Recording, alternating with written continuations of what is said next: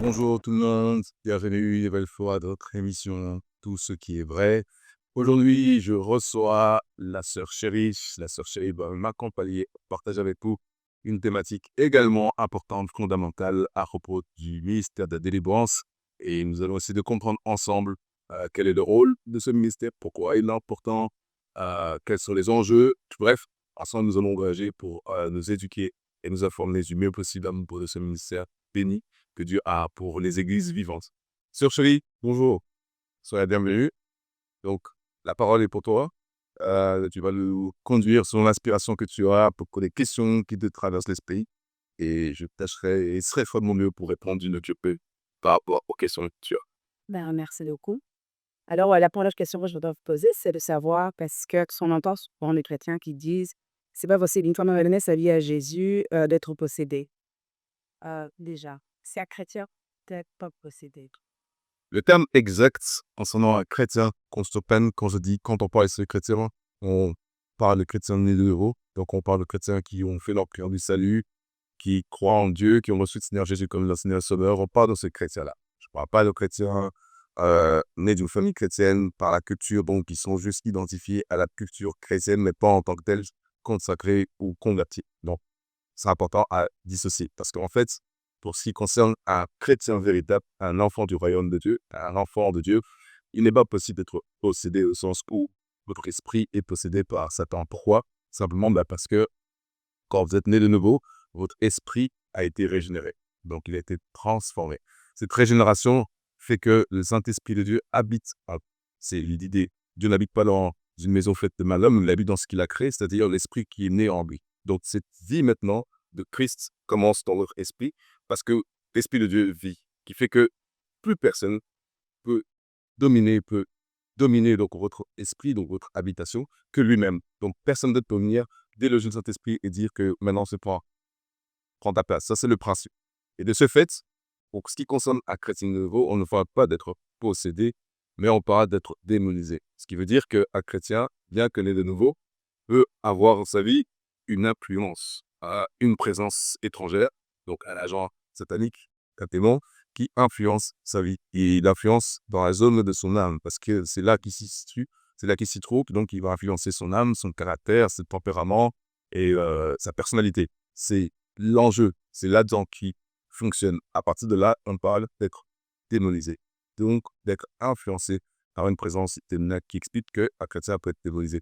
Je donnerai l'exemple même du Seigneur Jésus dans la synagogue, je crois que c'est dans Marc 1, le verset m'échappe, mais dans l'histoire, dans Marc 1, Jésus dans la synagogue, il est en train d'enseigner, et il y a une manifestation qui a eu lieu dans la synagogue, et donc se comprend que quelqu'un qui va dans une synagogue, c'est quelqu'un, un juif, qui a une certaine relation avec Dieu, un gars qui croit en Dieu. C'est pourquoi il est dans une synagogue. Mais c'est dans une synagogue que le démon s'est mis à exprimer dans l'esprit impur dans cette personne si bien qu'il allait dans la synagogue.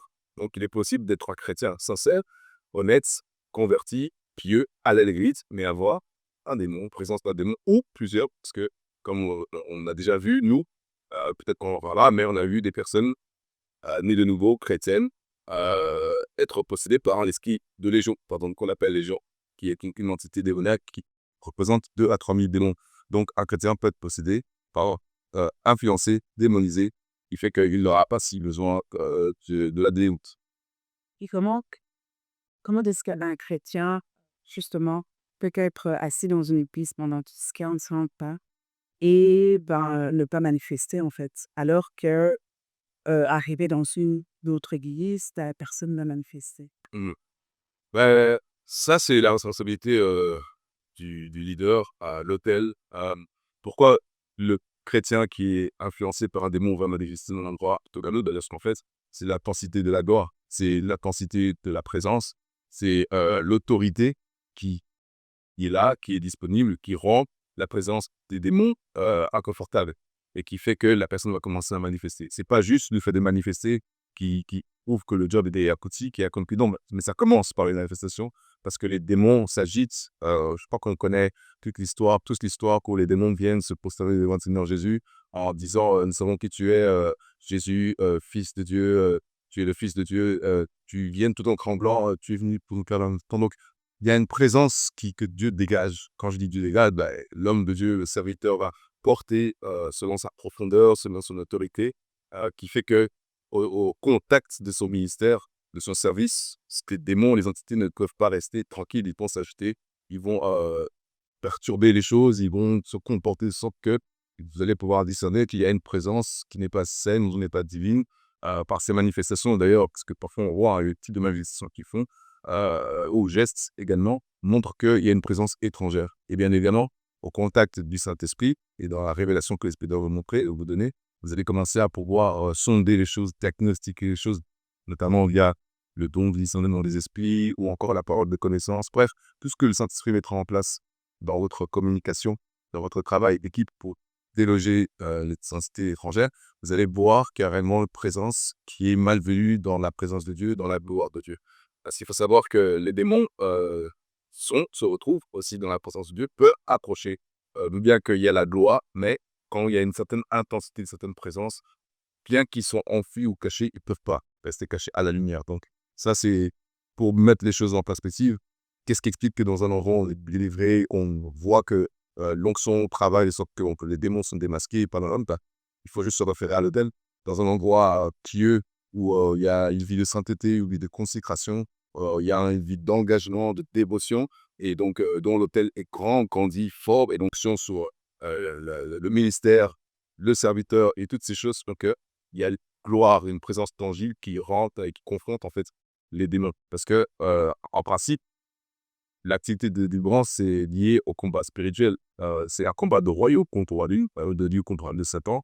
Le Seigneur est très bien illustré quand il veut chasser un démon que les pharisiens abordent en disant tu fais cela par la puissance de Belzébuth. Et Jésus explique que non, ça n'a pas de sens parce qu'un royaume utilisé contre lui-même est dévasté. Une maison, une ville utilisée contre elle-même ne peut pas subsister dans 6 jeux de chasse par l'Esprit de Dieu. C'est que le royaume de Dieu est venu à nous. Donc, il faut confronter parce qu'il y a une réalité qui est là, qui est là peut-être cachée aux yeux physiques ou naturels, mais néanmoins qui existe. Et Jésus, dans sa vie terrestre, dès le départ, il a illustré cette réalité en nous montrant que il a été employé pour apporter donc, la vie, recouvrir la vue aux aveugles, parce qu'il se rendait que il voulait s'en rendre par là que pour lui, la vie, comme on la voit, c'est pas une vie naturelle, une vie terrestre. Selon lui, la vie que les hommes doivent voir vivre, c'est une vie qui est cachée, c'est une vie spirituelle. Bien sûr, dans sa dimension de Dieu, il a guéri des aveugles, il a restauré la vue des aveugles, mais il voulait dire qu'il y a une dimension qui est cachée à l'œil nu, qui fait que vous devez avoir connaissance de ça pour pouvoir progresser et prospérer dans la vie naturelle. D'où l'importance donc d'avoir un ministère, une église où le ministère de délivrance existe pour pouvoir justement exposer les œuvres des ténèbres, qui fait que à cause de ça, s'il n'y a pas exposition, Satan de progresser, de prospérer dans les églises, même entre guillemets les plus saines, dans le sens où protégeant la doctrine, prêchant la vérité, mais néanmoins, Satan peut s'immiscer, se cacher là parce qu'il est expert dans l'art de la cachotterie, de l'occultisme. Donc l'occultisme, c'est le principe de cacher les choses pour ne pas être démasqué, et il peut progresser comme ça en silence. Donc c'est tellement important de comprendre l'enjeu qu'il y a derrière ça pour laisser des ministères où l'onction de délivrance travaille, d'agir, parce que j'imagine que quand tu poses la question de d'armère, on verra bien qu'il y a beaucoup de chrétiens qui sont démonisés, parfois à leur insu, parfois ils se rendent pas compte parce qu'il y a peut-être des choses pour eux qui mettent mal à l'aise, mais c'est une clé que Dieu nous donne pour notre délivrance, pour nous affranchir et pouvoir jouir de la liberté que Dieu nous offre totalement et gratuitement. D'accord. Et me disait au Canada tout à l'heure que donc un chrétien il est démonisé comme s'il n'est pas un vase pieux, il ne veut pas toucher la perfection de Dieu. Mais étant donné qu'ils n'enseignent pas ça à l'église en général et dont ne nous enseigne pas ça, comment est-ce que ce chrétien-là peut savoir en fait, de un, qu'est-ce qui le bloque? Et puis, comment peut-il aussi savoir qu'il n'ira jamais au-delà de ce qu'il souhaiterait aller en fait? Mm. Ouais, je ne m'attendais pas à ce que tu... Oh, question nivelée, c'est pas un biais, je m'attendais vraiment, on va. Mais parce qu'en fait, dans l'Ancien Testament, pour répondre à ta question, comme je le disais tout à l'heure, quand on regarde comment les prêtres, les sacrificateurs devaient apporter le sacrifice, donc l'animal, l'agneau, le bouc, le taureau, qu'importe l'animal désigné, le critère que Dieu, Yahweh, donnait était que cet animal mâle soit parfait, qu'il n'y ait pas de tache. S'il a même une tache, s'il avait quoi que ce soit qui ne répondait pas à pas critère, d'exigence de Yahweh, eh ben, l'animal ne passait pas, il faudrait le tuer. Donc, mais l'animal en question, c'était parce qu'il représentait certes le Christ, mais pour que cet animal puisse être agréable à Dieu, puisse être reçu de Dieu, il fallait qu'il ait une perfection sans défaut, sans tâche, qui donne à Dieu le plaisir de recevoir ce sacrifice. Mais on a compris en fait, oui, c'est vrai, ça rencontre le Christ, c'est un homme qui est sacrifié, mais c'est aussi notre sacrifice à nous. C'est aussi nous-mêmes en fait, parce que nous sommes nous-mêmes maintenant ces personnes, ces gens, c'est ceux-là qui s'offront, qui nous donnons comme une offrande, un sacrifice de volontaire. Mais il faut comprendre, quand je dis notre sacrifice ne, et peut ne pas être parfait, c'est à cause de la coloration de notre réalité, de notre vie. Si vous menez une vie dissolue, une vie de dissolution, une vie de péché, si bien que vous priez, votre offrande ne peut pas être offrande à Dieu. Votre prière n'est pas. Ça peste Dieu, ça dérange Dieu, ça ennuie Dieu, ça embête Dieu. Je veux dire, donc c'est choquant de dire ça, mais c'est la vérité. C'est peut-être quelque chose que je n'ai pas entendu, ne veulent pas entendre, mais ça enlève rien le fait qu'on n'offre pas tous un parfum de bonne odeur à cause de la vie de Béchter. La Bible montre clairement et met en lumière le fait que vous vous m'honorez la bouche, mais pas de votre cœur. Parce que qu'est-ce qui traduisait le fait que Dieu ne pouvait pas adhérer des sacrifices ce type de personnalité? Parce qu'en fait, au fond d'eux, leur mode de vie, leur façon d'être, était contradictoire par rapport à ce qu'il disait. Vous pouvez dire, Seigneur, je t'aime, je te bénis, je lève la main en ciel et je fais des grandes choses pour montrer que j'aime Dieu, je suis proche de Dieu, mais en réalité, toute ma vie répugne Dieu. Et le péché répugne Dieu, en réalité. Si on comprend l'idée que Jésus développe quand il dit Satan il y aura de mieux en moi, c'est parce que c'est que cette subtilité de péché qui peut donner un accès, qui peut donner une possibilité, une porte, une brèche que Satan veut exploiter pour lier nos vies à lui. Et si Satan lie nos vies à lui, il y a quelque chose que Satan va réclamer, mais aussi quelque chose que Dieu va nous reprocher. Bien sûr, le péché, il ne diminue pas, on n'éteint pas l'amour de Dieu pour nous, mais Dieu s'attend et fait en sorte que nous soyons capables et à même de prendre conscience de notre mal, de notre péché, de notre erreur, s'en repentir, et alors venir à lui, être reçu dans la côté. Et c'est le travail du Saint-Esprit en nous, donc d'apporter cette conviction.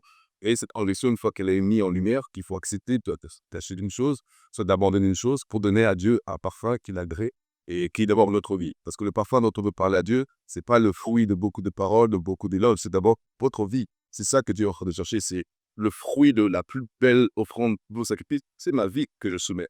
Et si votre vie répond à mon critère d'exigence de sainteté de Dieu, alors votre parfum sera ma forme de Dieu, afin de culte sera un culte agréable à Dieu. Et c'est très important de le dire, parce que si vous voulez tirer le meilleur de Dieu, parce que notamment, je l'ai déjà dit plusieurs fois, mais la sainteté attire la gloire de Dieu. Si vous voulez vivre une vie qui manifeste vraiment la gloire, le plein potentiel de la gloire de Dieu, c'est dans cette exigence, la de vie que vous devez suivre et aller. Si vous voulez mixer, mélanger en pensant qu'on peut servir Christ et Bélial en même temps, ça ne marche pas. Parce que Dieu ne partage pas sa gloire. Si vous l'aimez lui, c'est lui. Si vous ne l'aimez pas et que vous aidez maman, c'est maman. Vous n'êtes pas lui et l'autre en même temps. Et si vous êtes exclusif à lui, totalement à lui, alors là, il donnera accès parce que vous avez droit de jouir de ce que Dieu donne à ceux qui font office de craindre, de suivre et d'aimer. Mais on ne l'aime pas en parole, on l'aime en acte. Dieu se fait aimer en acte. Donc, comme l'a dit, par votre vie et par la pureté de votre vie qui donne à Dieu la garantie que vous voulez vraiment que Dieu se révèle à vous, parce qu'il ne se révèle pas à tout le monde. Tout le monde peut apporter sa gloire. Si vous êtes sale, il cherchera d'abord à changer votre vêtement, vous donner un vêtement propre. Et si vous demeurez dans cette pureté et dans cette exigence, alors Dieu sera toujours le bienvenu à travers vous. Donc, c'est une invitation toujours à veiller à sa sanctification, c'est vrai, à sa consécration, mais c'est surtout pour nous l'importance de comprendre et de saisir que c'est une chose avec laquelle Dieu ne présente pas sa sainteté. J'ai déjà partagé quelquefois à des messages comment le Seigneur m'avait réveillé au troisième ciel et dans quel contexte. Je n'ai pas tout décrit parce que je ne pouvais pas, mais comment je me suis retrouvé là, dans quelle configuration. Et je peux vous dire que ce que vous ressentez de vous-même, c'est que c'est incroyablement sain, incroyablement pur. D'ailleurs, même la tenue que j'avais et comment j'étais, je ne vais pas plus, mais montrer clairement qu'on ne peut pas approcher Dieu n'importe comment. Et Dieu ne peut même pas approcher n'importe comment. Donc, il faut prendre le vêtement de propreté, de pureté que Dieu donne. Et or, alors Dieu vous amènera à toucher une plus grande portion, une plus grande profondeur de sa personne. Et ça lasse. Oui, parce que ce serait correct de dire que l'église dans laquelle il n'y a pas de délivrance, c'est quelque part l'église handicapée. C'est très correct. C'est juste. Et il ne faut pas être embarrassé de le dire parce que Dieu a établi, déjà dans le ministère, ecclésiastique, il a établi toutes les formations nécessaires. Quand je dis formation, c'est vraiment toutes les charismes, toutes les grâces. Il faut pouvoir être une église qui est équilibrée. Tu as parlé d'être handicapé, ben c'est ça. Un handicapé, c'est quelqu'un à qui manque un membre, quelque chose pour qu'il soit équilibré. Donc, s'il manque un ministère de délivrance, vous êtes déséquilibré parce que le ministère au UTI fonctionne par le fait que vous avez un ministère qui est un ministère de prière, d'intercession.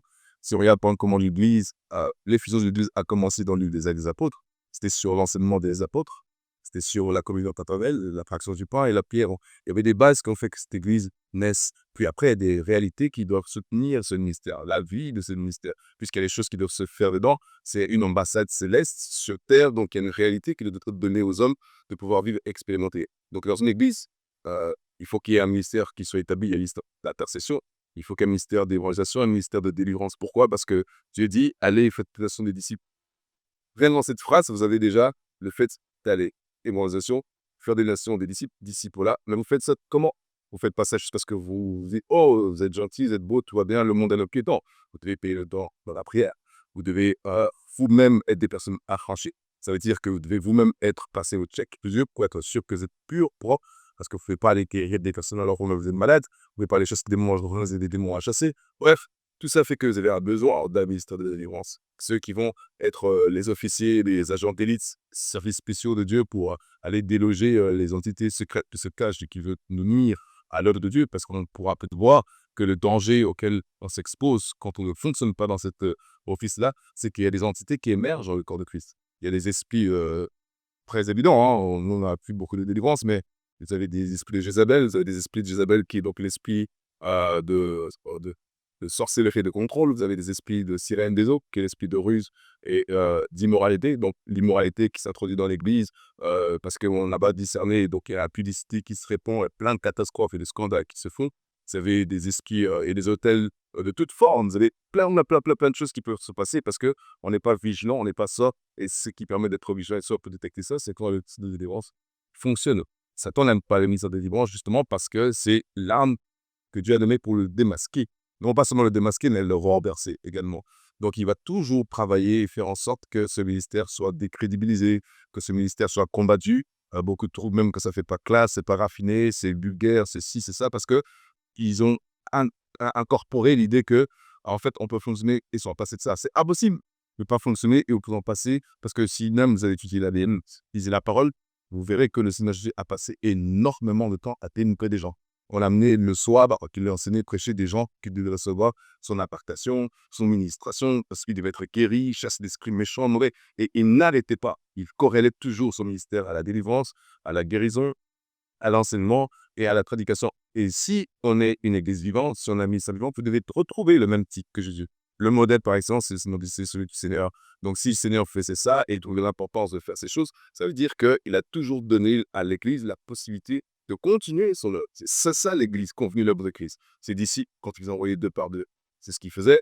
L'église primitive, c'est ce qu'il faisait. À travers l'histoire, on a vu que tu as toujours maintenu l'importance d'opérer le ministère de délivrance parce que, on verra peut-être, il y a des problèmes intergénérationnels qui durent, qui restent, qui traitent, parce que personne n'a été capable d'aller démasquer le problème, le fléau qui tient les gens, qui vit les gens. Il faut un homme fort. Il faudra que l'Esprit de Dieu vienne, lie l'homme fort qui est Satan, et libère ses captifs, et les gens repartent cadis.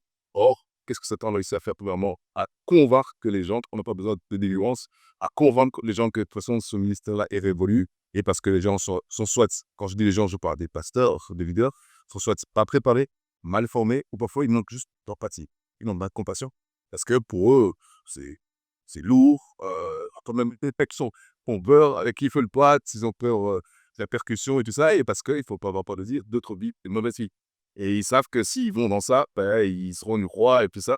Donc, il y a ces choses-là, mais ce n'est pas un argument ou un moyen pour, comment dire, condamner ceux qui auraient droit à ça. Il se peut que peut-être le pasteur lui-même n'a pas cette grâce, ce qui est possible aussi, mais que dans son office, il y ait des bergers à qui cette grâce. Il y ait des membres autour de lui qui ont une grâce comme ça et qui devraient avoir laissé s'exprimer pour que les gens puissent profiter du service que Dieu rend disponible parce que c'est pour bénir les gens.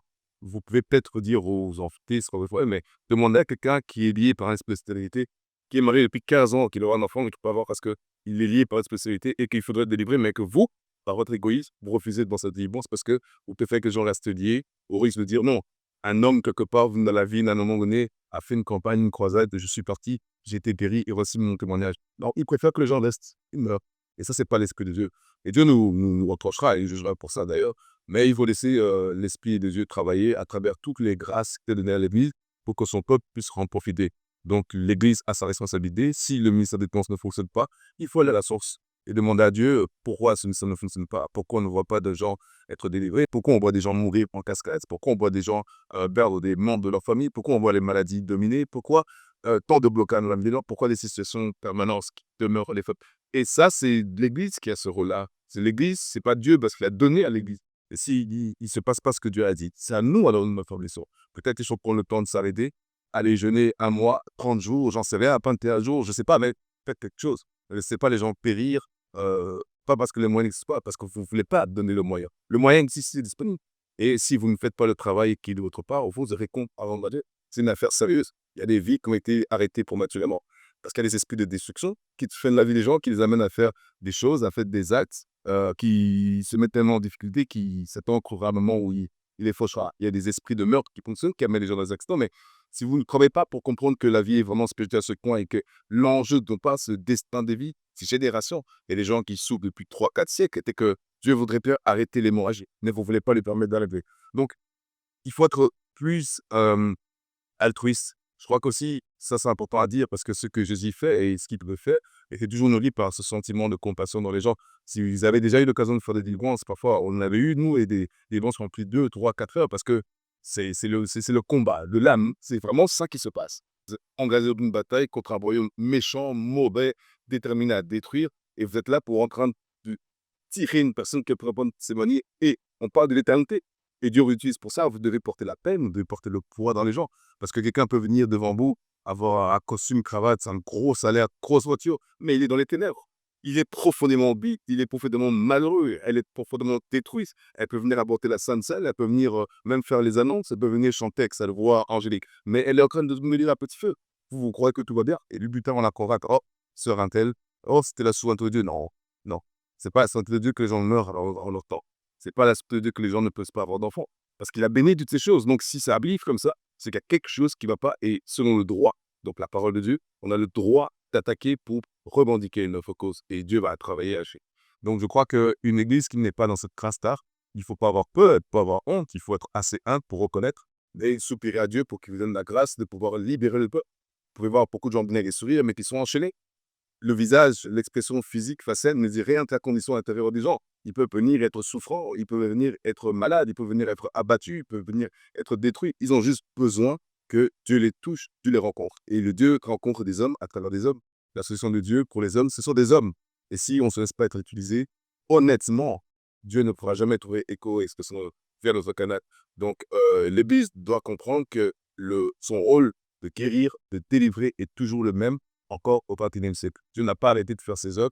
Il agit encore parce que le Père agit encore, Jésus agit encore. Donc nous, l'Église, devons continuer à agir aussi de la même manière que le Seigneur faisait.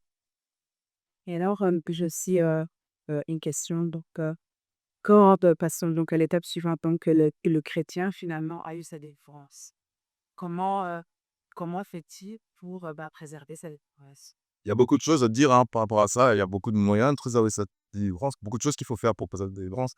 Je commençais par la première chose qui, pour moi, est essentielle et indispensable, c'est de vraiment vivre par la parole de Dieu. La Bible dit en Matthieu 4, l'homme ne vivra pas simplement de pain, mais de pain sur de la bouche de Dieu. Et c'est vrai. Pourquoi? Parce que on parle, ce qu'il faut souligner dans ce passage, c'est vraiment vivre. On parle de vivre. Qu'est-ce que les gens veulent vivre? Quand ils veulent vivre, et s'ils veulent vivre, et pour vivre, il faut la parole de Dieu. Parce qu'en elle-même, cette parole possède la pensée, elle possède de l'intelligence, elle possède de l'énergie, elle possède de la capacité pour vous faire vivre selon Dieu. C'est pour ça qu'il faut se nourrir de cette parole, parce qu'il y a en cette parole une vie supérieure, qui fait que cette vie supérieure que vous allez écouter, nourrir et en tenir, va fluctuer et influencer votre vie naturelle terrestre. Donc, quand vous avez été béni, guéri, délivré, ou autre chose que Dieu a fait de bon pour vous, vous devez vous réfugier dans cette parole. Elle va posséder la capacité de vous purifier en maintenant une fraîcheur dans votre âme. Elle va restaurer votre réalité, elle va restaurer votre condition. Parce que, n'oubliez pas, une délivrance, elle peut se perdre aussi.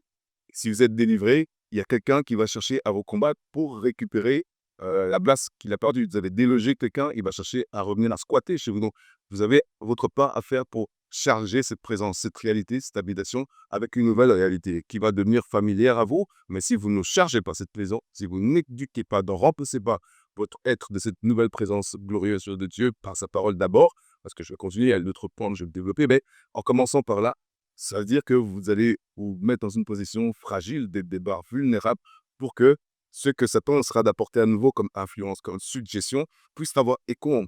Si vous ne laissez pas de la parole pour savoir ce que Dieu dit par rapport à votre situation, votre délivrance, vous allez toujours être vacillant. Vous n'allez pas l'être ferme. D'ailleurs, ce passage où il y a l'esprit, Jésus a dit que ce sont ceux qui reçoivent ma parole, ceux qui bâtissent ma parole, ils sont comme des hommes qui bâtissent sur du roc. Les vents ont soufflé, les pluies sont tombées et la pluie est venue, les vents ont soufflé. Mais la maison est restée de ça parce qu'ils sont bâtis sur le roc. Ça concerne quoi? Ça concerne le fait de recevoir, d'accepter la parole et la pratiquer. Mais si vous ne recevez pas la parole, parce que vous ne la lisez pas, vous ne la méditez pas, si vous ne la pratiquez pas, vous n'avez aucune chance le jour du malheur, le jour de la persécution, de la tribulation ou autre, de tenir bon. Vous allez être comme quelqu'un qui va sur ça parce que vous n'avez pas de réaction, vous n'avez pas de présence dans votre système pour réagir et faire écho. C'est comme une éponge. Imaginez si vous prenez une éponge, vous immergez dans un bassin. Qu'est-ce qui va être comme matière dans l'éponge? C'est l'eau que vous avez mis dedans. Et quand vous pressez sur cette éponge, c'est l'eau qui sort. Mais notre esprit, notre âme, notre corps, notre être est comme cette éponge.